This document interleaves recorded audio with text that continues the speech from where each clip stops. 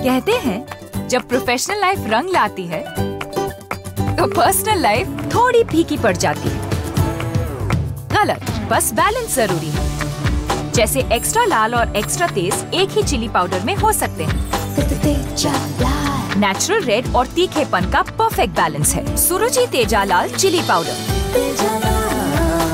खाने में हो रुचि तो घर लाइए सुरुचि। नमस्कार, बीकेपी टॉप 10 में आपका स्वागत है। आइए देखते हैं देश और दुनिया की टॉप 10 खबरें।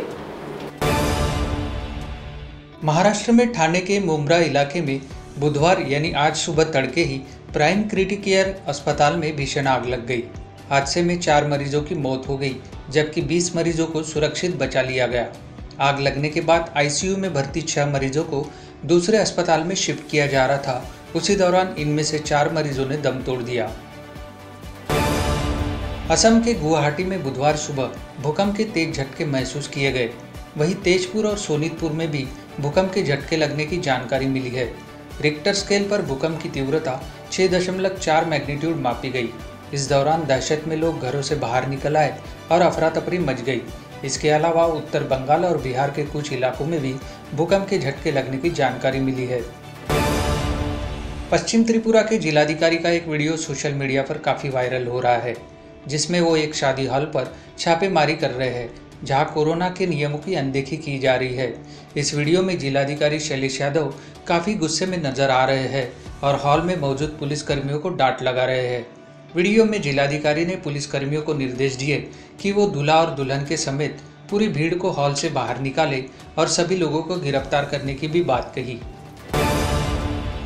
सोशल मीडिया पर तेजी से वीडियो के वायरल होने के बाद लोगों ने जिलाधिकारी के रवैये के खिलाफ सवाल उठाने शुरू कर दिए। यूजर्स ने इस वीडियो पर कमेंट करते हुए जिलाधिकारी के रवैये की निंदा की और कहा कि प्रशासन को कार्रवाई के लिए सिर्फ आम लोग ही दिखते हैं, नेता नहीं।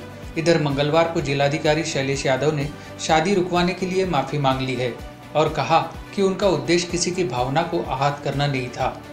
वहीं मुख्यमंत्री बिप्लब कुमार देव ने मुख्य सचिव मनोज कुमार से घटना को लेकर रिपोर्ट तलब करने को कहा है। देश भर में बीते 24 घंटे में 3,60,960 लोगों के कोरोना वायरस से संक्रमित पाए जाने के साथ 3,293 लोगों की मौत हो गई। वहीं बुधवार को 2,61,000 लोग संक्रमित कोरोना से रिकवर भी हुए। देश में एक्टिव कोरोना मरीजों की संख्या 29,78,000 पर पहुंच गई है। गौरतलब है कि बुधवार को मंगलवार से करीब 37,000 ज़्यादा कोरोना के नए मामले सामने आए। पाकिस्तान को एक बार फिर शर्मिंदगी का सामना करना पड़ा है। उसके 2 राजनयिकों को दक्षिण कोरिया में चोरी करते हुए पकड़ा गया है। दोनों राजनयिक एक दुकान से चॉकलेट और हैट चोरी कर रहे थे। इस दौरान वह सीसीटीवी कैमरे में कैद हो गए। ये घटनाएं अलग अलग दिनों में योंगसंग में हुई है। वैसे ये कोई पहला मौका नहीं है। इससे पहले भी पाकिस्तान को कई बार अपनों के चलते शर्मिंदगी उठानी पड़ी है। ब्रिटेन ने कहा कि वह फिलहाल कोविड-19 टीकों के लिए अपनी घरेलू प्राथमिकता पर जोर दे रहा है और इस चरण में भारत जैसे जरूरतमंद देशों को मुहैया कराने के लिए उसके पास अतिरिक्त खुराकें नहीं है। भारत में महामारी की भयावह दूसरी लहर के संदर्भ में ब्रिटिश प्रधानमंत्री बोरिस जॉनसन के प्रवक्ता ने कहा कि इस प्रक्रिया की निरंतर समीक्षा की जा रही है और देश 495 ऑक्सीजन टैंक, 120 वेंटिलेटर आदि का एक सहायता पैकेज भेज रहा है ताकि भारत में आपूर्ति की कमी को पूरा किया जा सके। उत्तर प्रदेश में पंचायत चुनावों के दौरान ड्यूटी पर तैनात सरकारी कर्मचारियों की मौत से जुड़ी खबरों को संज्ञान में लेते हुए इलाहाबाद उच्च न्यायालय ने मंगलवार को राज्य निर्वाचन आयोग से पूछा कि उसके खिलाफ कार्रवाई क्यों नहीं की जानी चाहिए। एक जनहित याचिका पर सुनवाई के दौरान पीठ ने कहा कि ऐसा लगता है कि चुनावी ड्यूटी पर तैनात कर्मियों को इस घातक संक्रमण से बचाने के लिए न तो पुलिस और न ही चुनाव आयोग ने कुछ किया। केंद्र की मोदी सरकार ने दिल्ली के उपराज्यपाल की ताकत बढ़ा दी है। अब दिल्ली में सरकार का मतलब उपराज्यपाल होगा, क्योंकि बगैर एलजी के मंजूरी के कोई कार्यकारी कदम नहीं उठाया जा सकेगा। इस कानून में शहर की चुनी हुई सरकार के ऊपर उपराज्यपाल को प्रधानता दी गई है। गृह मंत्रालय द्वारा जारी अधिसूचना के मुताबिक अधिनियम के प्रावधान 27 अप्रैल से लागू हो गए हैं। लोकसभा में इस विधेयक को 22 मार्च और राज्यसभा में 24 मार्च को पारित किया गया था। माना जा रहा है कि इस कानून से केजरीवाल सरकार की टेंशन और बढ़ सकती है। स्वास्थ्य मंत्रालय की ओर से केंद्र सरकार को सौंपी गई एक रिपोर्ट के मुताबिक देश के उन 150 शहरों में लॉकडाउन लगाने की सिफारिश की गई है जहां संक्रमण की दर 15% है।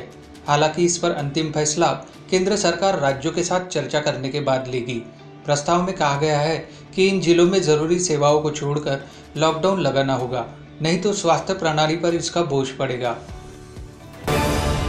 हो चुका है। तो टॉप 10 की खबरों के साथ अभी इतना ही। आपसे फिर मुलाकात होगी, तब तक बने रहिए वीकेबी न्यूज के साथ। नमस्कार।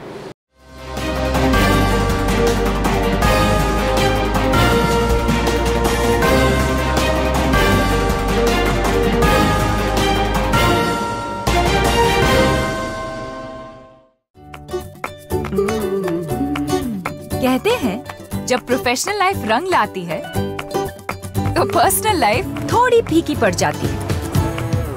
गलत, बस बैलेंस जरूरी है। जैसे एक्स्ट्रा लाल और एक्स्ट्रा तेज एक ही चिली पाउडर में हो सकते हैं। नेचुरल रेड और तीखेपन का परफेक्ट बैलेंस है सुरुचि तेजा लाल चिली पाउडर। खाने में हो रुचि तो घर लाइए सुरुचि।